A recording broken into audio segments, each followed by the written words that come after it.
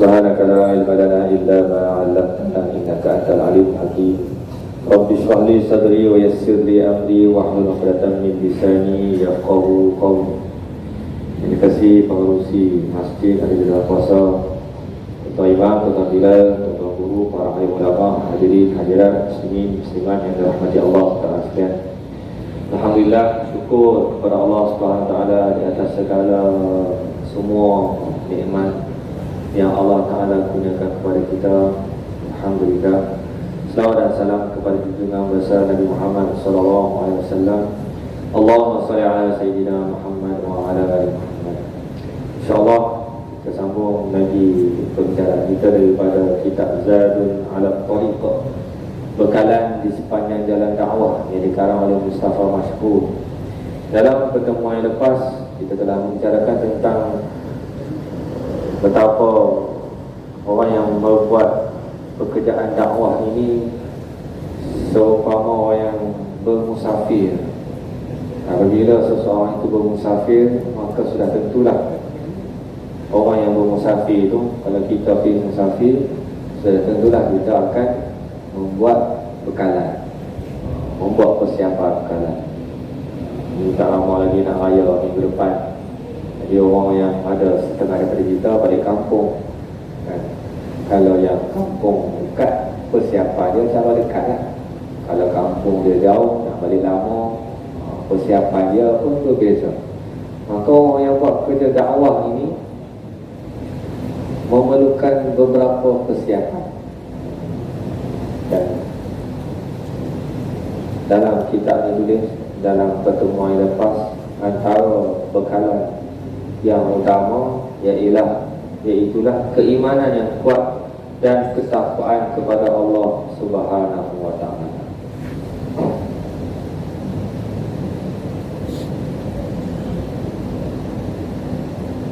Dan pada pertemuan yang lalu kita telah sebut tentang orang yang membuat kerja dakwah ini perlu mempunyai perasaan ma'iyatullah.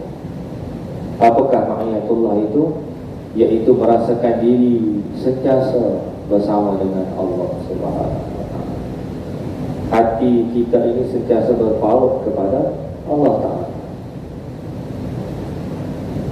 Sesungguhnya pekerjaan dakwah ini merupakan kewajipan kepada semua orang.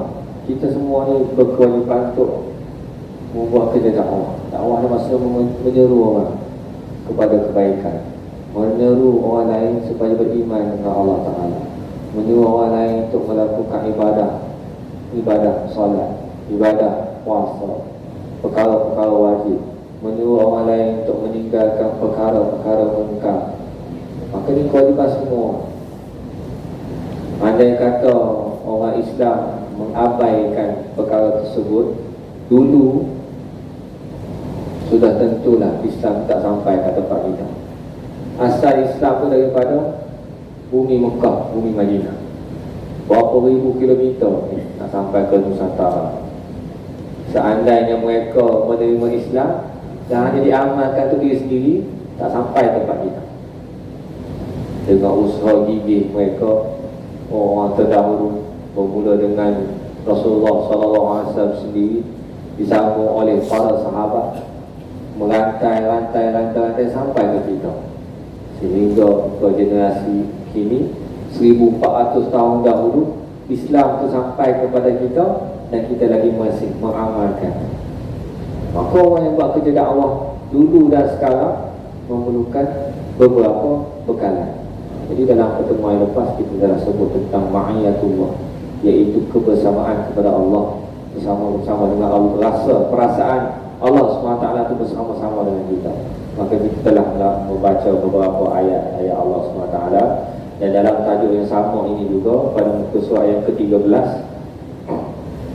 kita ini membawakan lagi beberapa rujukan ayat-ayat daripada Allah Subhanahu Wa Taala bagi menyokong dalil ini, bagi menyokong hujah ini, hujah bahawa kita ini orang yang melakukan kerja dakwah perlulah mempunyai perasaan ma'iyatullah, iaitu rasa Allah SWT bersama-sama dengan kita. Suratul A'raf ayat ke-21, innal ladzina taqaw idza massahum ta'ifun minasyaitani tadakkaru fa idza hum mubsirun. Sesungguhnya orang yang bertakwa, apabila mereka disentuh oleh suatu imbasan hasutan dari syaitan, mereka ingat kepada adalah Allah, maka dengan itu mereka nampak jalan yang benar. Kita di sekeliling kita ini, antara musuh kita adalah syaitan. Syaitan selalu membisik-bisikkan kepada kita ke arah kejahatan, selalu mempernampakkan kejahatan itu suatu perkara yang indah, menampakkan maksiat itu perkara yang baik dan perkara yang menggembirakan. Itu kerja syaitan. Maka apabila kita membekalkan diri kita dengan takwa, rasa Allah SWT bersama-sama dengan kita, orang yang bertakwa ini, maka apabila dia mendapat hasutan, imbasan hasutan daripada syaitan, kita akan ingat dengan Allah SWT dan kita akan nampak jalan yang benar. Kadang-kadang syaitan dia main lintas terdetik persoalan-persoalan, mengapa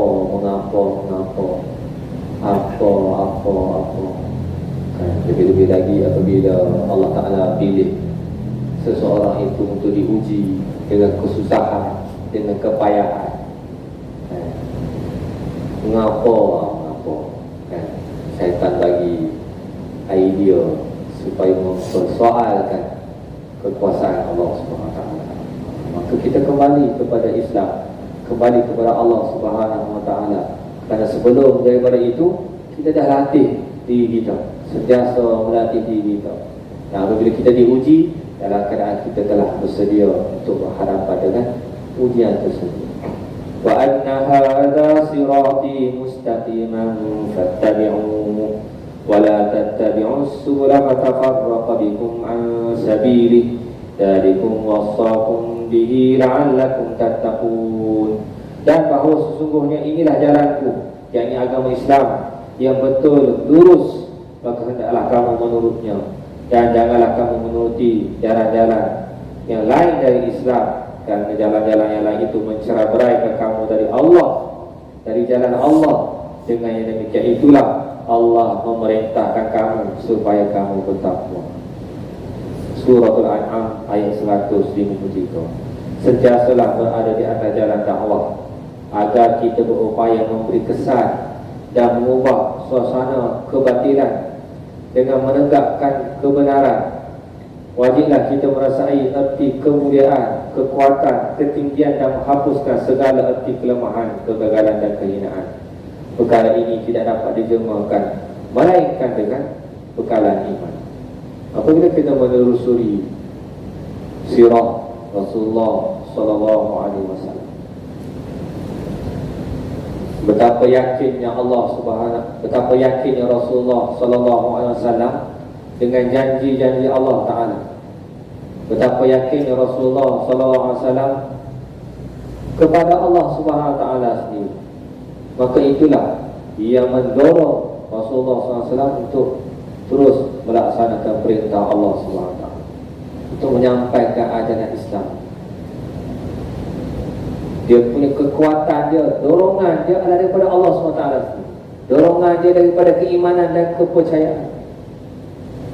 Buat dapat pahala, sampaikan Islam kepada orang, berdakwah kepada umat manusia, mendapat pahala dan ganjaran daripada sisi Allah SWT.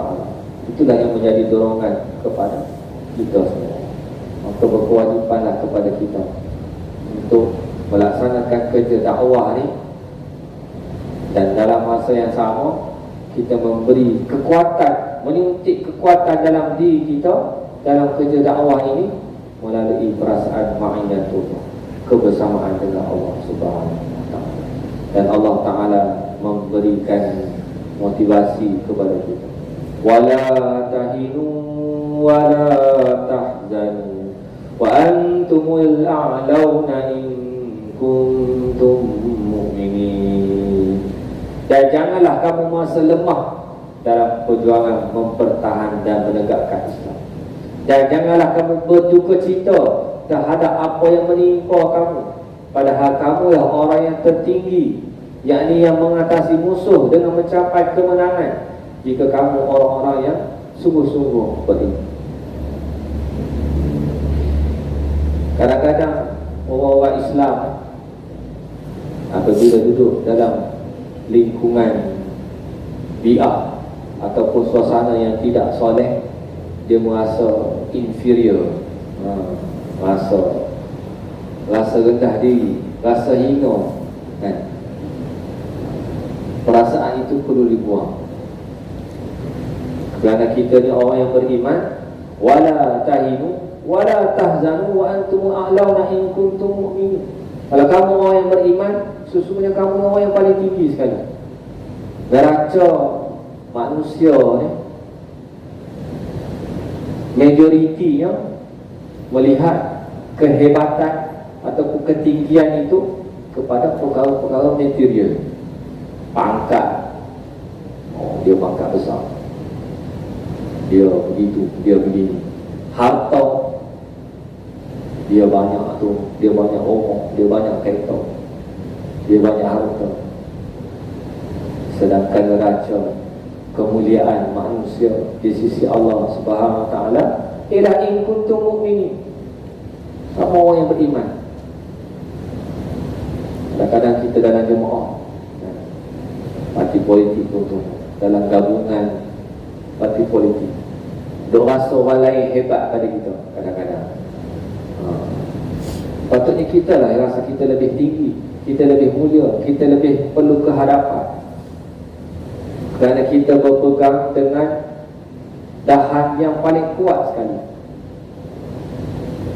dan mereka berpegang dengan dahan yang rapuh, dengan fahaman yang rapuh, dengan pegangan yang tidak kukuh. Sedangkan kita ini berpegang kepada Islam. Dan wa antumul a'launa in kuntum mu'minin. Ini ayat motivasi kepada kita. Kita jangan rasa rendah diri, jangan rasa sedih, jangan rasa hina. Wa antumul a'launa. Dan kita kena rasa pride, rasa bangga dengan Islam yang kita bawa, Islam yang perjuangan Islam yang kita bawa.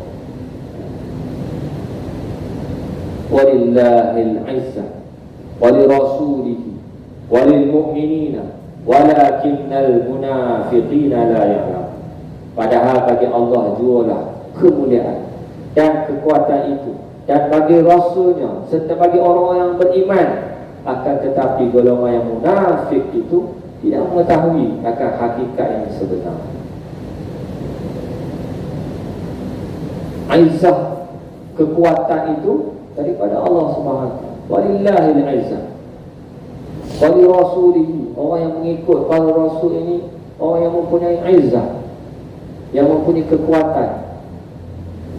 Walaupun akhir zaman ini manusia yang memperjuangkan agama Allah Ta'ala ni diberikan dengan gelaran-gelaran yang memburuk-burukkan, menghina-hina, kan?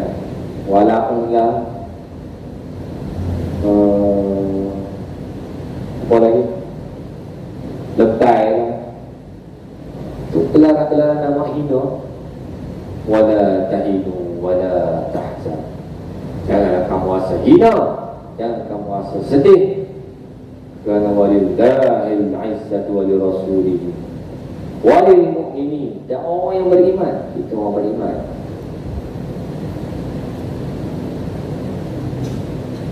Jangan sampai kita diperkotak-katikkan oleh orang yang tidak beriman, orang kafir. Orang kafir yang mempermain-mainkan umat Islam lantaran daripada sikap orang Islam sendiri. Orang Islam merasa dirinya inferior, dirinya kecil, dirinya hina. Sedangkan kita ini adalah orang yang mempunyai izzah, walil mu'minin, yang mempunyai kemuliaan, yang mempunyai kekuatan. Walakinnal munafiqina la ya'lamun. Dan orang munafik, orang-orang yang zahirnya nampak macam beriman, nampak macam Islam, tetapi hatinya tidak menerima Allah Subhanahu Wa Taala. Dalam hatinya merasa mengamalkan Islam ni lekeh. Dalam hati ni rasa pakai kopiah ni lekeh. Dalam Islam ni, dalam hatinya mereka rasa ni apa pakai jubah, orang lekeh.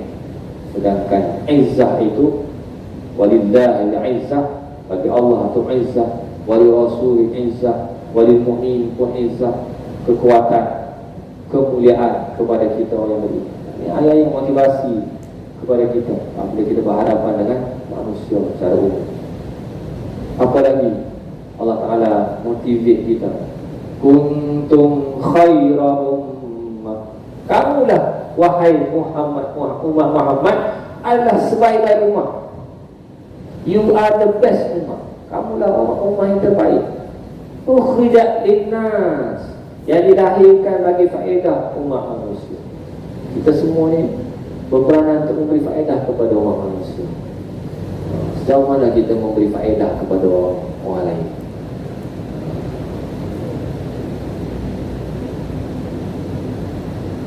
Berilah faedah kepada orang lain, paling tidak dengan menyampaikan ayat-ayat Allah Ta'ala. Ballighu anni walau ayat, walau sebuah ayat. Ini hari pun kita dah banyak baca ayat-ayat Allah Ta'ala yang memberi motivasi kepada kita. Kita gunakan ayat yang memberi motivasi kepada anak-anak kita, cucu-cucu kita, dan berhadapan dengan dunia yang majoriti orang tidak beriman, dalam berhadapan dengan dunia yang majoriti orang munafik. Itu hakikatnya lah. Di mana-mana pun kita bukan nak memperlekehkan orang ataupun nak downgrade manusia secara umumnya, tetapi sepanjang zaman macam tu, memang orang yang beriman ni orang yang minoriti. Orang yang nak dengan Islam ni memang orang minoriti, tetapi kita orang yang mulia. Dan dalam masa yang sama, kita tidak berputus asa untuk menyampaikan Islam, untuk memberikan risalah Islam. Dan tidak mustahil kegemilangan Islam akan berulang kembali seumpama yang dibuat, ditunjukkan oleh Rasulullah SAW. Dalam tazkirah yang lepas saya sebut tentang Fathu Mekah yang berlaku pada 8 Hijrah.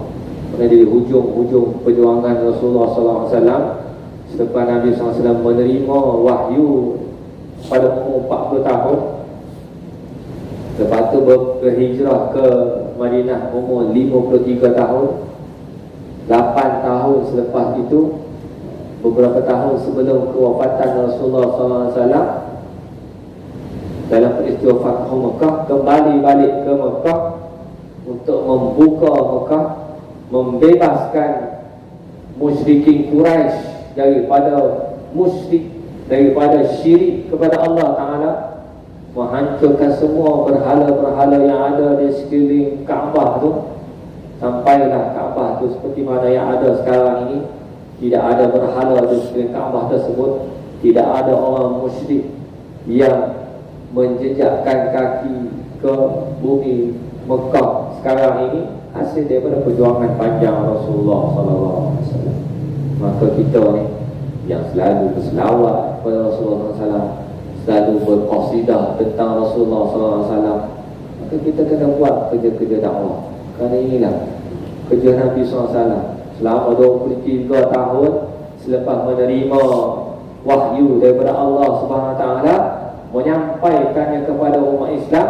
Dan dalam khutbah yang terakhir Rasulullah SAW dalam Hajatul Wida, Rasulullah SAW kata, ballighu anni walau. Rasulullah SAW kata, ballighu syahidu minkumul ghaib, sampaikanlah kamu orang yang syahid, yang orang yang melihat pada hari ini, kepada orang yang tidak ada, orang yang tak main haji bijak pada hari ini.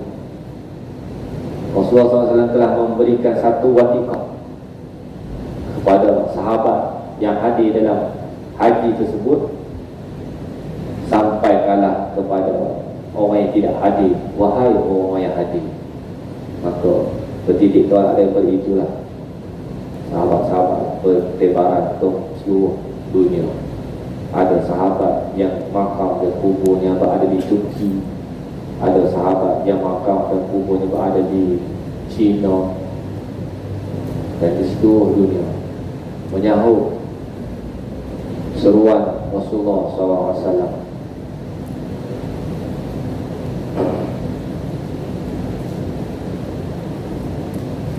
Kuntum khaira ummatin ukhrijat linnas ta'muruna bil ma'ruf wa tanhauna 'anil munkar wa tu'minuna billah.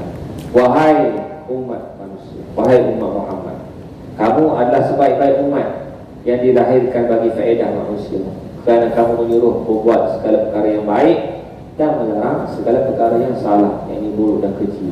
Serta kamu pula beriman kepada Allah dengan sebenar-benar iman. Yang menjadi nilai manusia adalah iman kepada Allah Subhanahu Wa Taala. Tingginya kedudukan manusia di sisi Allah Subhanahu Wa Taala adalah kerana iman, kerana yakin kita dengan janji Allah Taala, kerana yakin kita dengan Allah Subhanahu Wa Taala. Maka kita adalah menjadi orang yang mulia. Antara kemuliaan orang yang terbaik adalah orang yang melakukan kerja dakwah, ta'muruna bil ma'ruf, menyuruh kepada perkara ma'ruf dan mencegah kemungkaran. Kerja kita kena buat kerja kita. Amat perlu sekali di dalam berada di atas jalan dakwah. Kita merelakan diri kita untuk berjihad dan berkorban dengan seluruh apa yang dimiliki dari jiwa, harta, tenaga, fikiran dan waktu tanpa teragak-agak. Ianya tidak dapat dilakukan melainkan dengan bekalan iman yang menyebabkan diri seseorang itu lebih mengutamakan apa yang di sisi Allah dan menganggap segala yang mahal sebagai sesuatu yang murah di sisi Allah Ta'ala. Kita main ke masjid kerana kita beriman. Kita main qiyamul lail kerana kita beriman. Iman ni kita nampak apa-apa yang baik, nampak dengan mata hati, bukan nampak secara fizikal. Kita tahu kita main qiyamul lail malam 25 Ramadan ini dengan izin Allah Ta'ala, rezeki yang dikurniakan Allah Ta'ala, kita akan mendapat Lailatul Qadar. Kita beriman orang yang mendapat Lailatul Qadar khairun min alfi syahr, lebih baik daripada 1000 bulan. Kita orang beriman kan? Orang yang beriman juga melibatkan diri dia dalam jemaah Islam, yang terlibat dalam gerakan dakwah dan menyampaikan agama Allah Ta'ala. Orang beriman lagi. Maka itu kita perlu membuktikan keimanan, kecintaan kita kepada Allah Subhanahu Wa Taala. Seumpama kita cinta kepada isteri kita, cinta kepada anak kita, kita buktikannya dengan perbuatan kita. Hari raya, anak kata teringin nak beli baju raya, kita ni duit pun tak ada, kita pun berusaha lah, cara macam mana pun berusaha lah, pinjam ke, minta ke, kawan ke, kerana kita cinta kepada anak kita, cinta kepada isteri kita. Anak-anak dah ni pun dah pandai lah, bijak-bijak lah, buka Shopee, tunjuk ayah ni, comel baju ni. Allah, kita pun telah liok dah. Tak apa, nanti kita pergi, nanti kita usahakan. Tanda kita cinta kepada anak kita, kepada isteri kita. Lebih-lebih lagi lah kita cinta kepada Allah Subhanahu Wa Taala. Apakah bukti kita cintakan kepada Allah Subhanahu Wa Taala? Antaranya kita melakukan jihad dan pengorbanan, jihad dan tadhiyah. Jihad maknanya bersungguh-sungguh untuk mempertahankan agama Allah Ta'ala. Tadhiyah maknanya pengorbanan, melakukan pengorbanan. Mengikut kemampuan kita lah. Setakat mana yang kita mampu. Para sahabat radhiyallahu anhum ajma'in, kemampuan mereka sanggup untuk mengorbankan nyawa. Kita dengar bagaimana dalam peristiwa perang Badar Al-Kubra, yang mana kita tahu bahawa mereka bukanlah merancang untuk berperang, hanya untuk menahan kafilah perniagaan Abu Sufyan. Tapi terlepas Abu Sufyan pergi habang dekat Abu Jahal, Abu Jahal kata kita akan serang 313 kumpulan Nabi Muhammad sallallahu alaihi wasallam. Lalu Rasulullah SAW bermesyuarat dengan para sahabat. Tanya pendapat para sahabat, kita ni nak perang ke nak balik? Sahabat-sahabat radhiyallahu ajma'in kata kita teruskan. Maka belah-belah pertempuran. Ada di kalangan sahabat yang syahid, yang menunaikan janji Allah Ta'ala. Minhum man qada nahbah. Ada di kalangan mereka yang menunaikan janjinya, janji untuk berjihad di jalan Allah Ta'ala, janji untuk mati syahid. Ayat ini turun tentang seorang sahabat yang tidak turut serta dalam perang Badar dan dia syahid dalam perang Uhud. Dia rasa terkilan sebab tak dapat menyertai perang Badar, tak ingat nama sahabat tu. Lalu dia berjanji dan dia syahid dalam perang Uhud. Sebutkan dalam ayat ni, wa minhum man qada nahbahu. Ada di kalangan sahabat yang membuktikan janji dia. Wa minhum man yantazir. Ada di kalangan sahabat yang menunggu-nunggu bila turn aku untuk syahid. Kalau kata tahap pengorbanan sehingga mengorbankan nyawa di jalan Allah Subhanahu wa Ta'ala, itu adalah tahap pengorbanan yang tertinggi. Berkorbankan harta kita boleh cari lain, korban masa kita ada lagi masa, tetapi pengorbanan nyawa hanya itulah sekali pengorbanan yang sangat tinggi nilainya di sisi Allah Subhanahu wa Ta'ala. Alladzina amanu yuqatiluna fi sabilillah walladzina kafaru yuqatiluna fi sabilit taghut. Orang yang beriman berperang pada jalan Allah, dan orang yang kafir pula berperang pada jalan taghut, yakni syaitan. Sama-sama berperang, sama-sama mengorbankan nyawa, sama-sama mempertaruhkan nyawa. Tetapi orang yang beriman, alladzina amanu yuqatiluna fi sabilillah. Orang yang beriman, dia berperang, dia berjihad fi sabilillah, pada jalan Allah Ta'ala. Semua buat kerja kerana Allah Ta'ala, tidak mengharapkan ganjaran daripada manusia, tidak mengharapkan pujian daripada manusia, tidak mengharapkan apa-apa daripada manusia. Sentiasa memperbetulkan niatnya. Kadang-kadang dalam buat kerja dakwah, buat kerja Islam, kadang-kadang ada syaitan untuk main lagi hasutan-hasutan, main hantar perasaan-perasaan, rasa bangga, rasa tambah pula lah ni. Kalau nak buat kebajikan tu nak kena ambil gambar lah pula, kena selfie lah pula. Dia akan mainlah gangguan-gangguan tu. Dan gangguan-gangguan hati tersebut, kita kena sentiasa memperbetulkan niat kita fi sabilillah, untuk jalan Allah Ta'ala, buat kerana Allah, tidak mengharapkan pujian manusia, tidak mengharapkan ganjaran daripada manusia. Kerana manusia boleh bagi apa sangat pun, tidak ada apa manusia boleh bagi kepada kita, dan ganjaran yang besar di sisi Allah Ta'ala. Inna Allah ashtara minal mu'minina anfusahum wa amwalahum bi anna lahumul jannah yuqatiluna fi sabilillahi fayaqtuluna wa yuqtalun. Ayat 111 surah Taubah. Mari sana. Nah, kering kau nak minum tak boleh. Lagi ada program pula di Yan sekali. Inna Allah ashtara, sesungguhnya Allah Ta'ala telah membeli dari orang-orang yang beriman jiwa mereka dan harta mereka dengan balasan bahawa mereka akan beroleh syurga, disebabkan mereka berjuang pada jalan Allah maka di antara mereka ada yang membunuh dan terbunuh. Allah Ta'ala membeli daripada orang beriman. Awal ayat ni memang panjanglah huraiannya. Cukup sekadar kita memahami bahawa orang yang beriman, orang yang menunaikan, membuktikan keimanan dia kepada Allah Ta'ala, Allah Ta'ala akan bagi ganjaran syurga. Lebih-lebih lagi yuqatiluna fi sabilillah, mereka berperang di jalan Allah Subhanahu Wa Ta'ala, berjuang dalam jalan Allah Subhanahu Wa Ta'ala. Fayaqtuluna wa yuqtalun, ada di kalangan mereka yang membunuh dan ada yang terbunuh. Jadi sahabat-sahabat yang dirahmati Allah SWT sekalian, kalau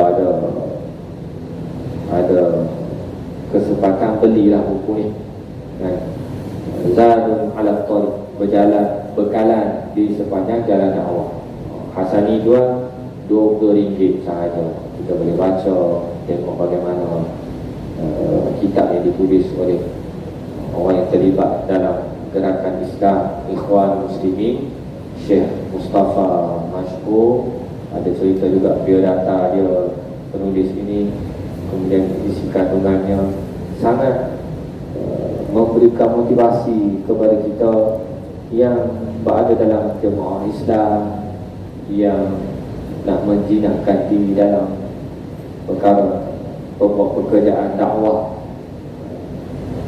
dalam menyambung perjuangan Rasulullah SAW. InsyaAllah kalau sekadar itu ada rezeki kita jumpa lagi bulan depan dalam huraian kita ini, insyaAllah. Qul qawli hadza wa astaghfirullahal azim li wa lakum. Billahi taufiq hidayah. Assalamualaikum warahmatullahi wabarakatuh. Bismillahirrahmanirrahim. Allahumma taqabbal minni wa alayka ta'ala wa ila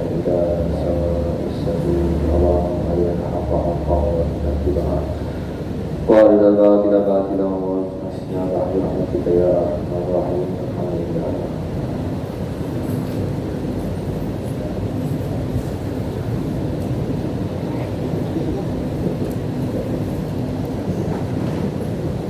Boleh, makan.